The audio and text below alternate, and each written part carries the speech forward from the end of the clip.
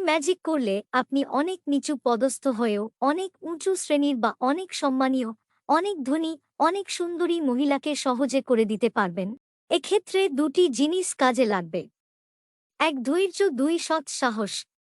আপনাকে ওই মহিলার দিকে না তাকিয়েও নিঃস্বার্থভাবে সাহায্য করে যেতে হয়। ছোটখাটো কাজ থেকে শুরু করে উনার বিশ্বাস অর্জন করতে হবে। এতদিন পর্যন্ত আপনি নিজে থেকে করছিলেন, কিন্তু একটু সময় আসবে উনি আপনাকে রিকোয়েস্ট করবেন। আপনি নির্লোভভাবেই উনাকে সাহায্য করে যাবেন।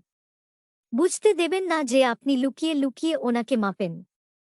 যাই হোক, একটা সময় আসবে যখন আপনি উনার জন্য অপরিহার্য হয়ে পড়বেন। অর্থাৎ কথায় কথায় আপনার কথা চলে আসবে। সুযোগ খুঁজতে থাকুন, অপেক্ষা করুন। তাড়াহুড়ো করবেন না। যন্ত্রটা সামলে রাখুন। দেখবেন একসময় দুর্বল হয়ে পড়েছেন। আপনি যেমন বলছেন তেমন শুনছেন। এরকমই একটি দিন দেখে আপনাকে তেল মাখিয়ে রাখতে হবে যন্ত্রে।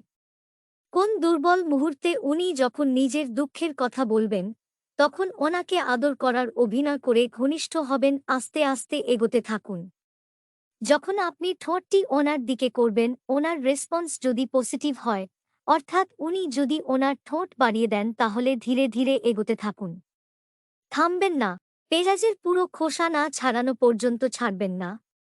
পুরো খোসা ছাড়ানোর পর সম্পূর্ণ না খেয়ে ওই দিন ছাড়বেন না। আর আপনার বিষ পুরো দিয়ে বুঝিয়ে দেবেন আসল মর্দ কী জিনিস। তারপর দেখবেন উনি আপনার গোলামি করছেন। আর আপনি রোজ রাজার মতো বিরিয়ানি খাচ্ছেন।